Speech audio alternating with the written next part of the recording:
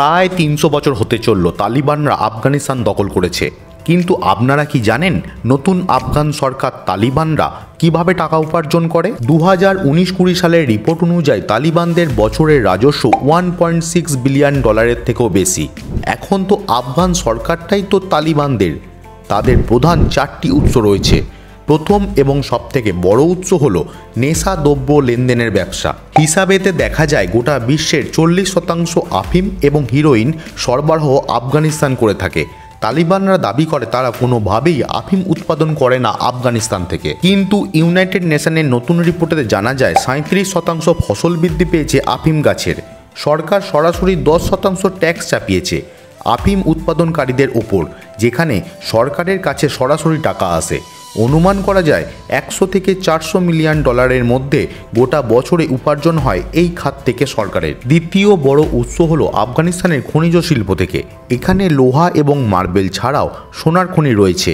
2020 সালের অনুমান করা হয় তালিবানরা $400 মিলিয়ন বেশি উপার্জন করেছে এই খনিগুলি থেকে। 3 নম্বরে রয়েছে অন্যান্য দেশগুলি থেকে আসা দান অনুদান থেকে।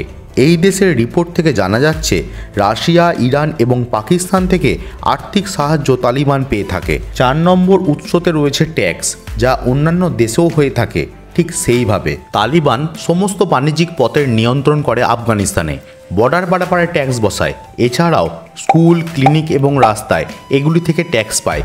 অন্যান্য অনেক টাকা তালিবানের হাতে আসে। সরকার তৈরি হওয়ার 2 মাস বাদেই তালিবান দাবি করেছিল $270 মিলিয়ন কামিয়ে নিয়েছে এই সব উৎস থেকে।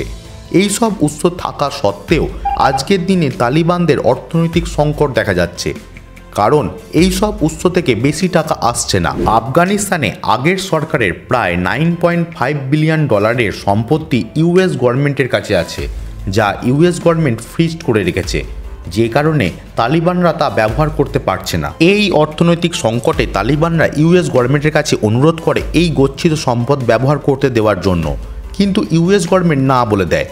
এই সংকটে তালিবানরা এক প্রোগ্রাম চালু করে, ফুড ফর ওয়ার্ক।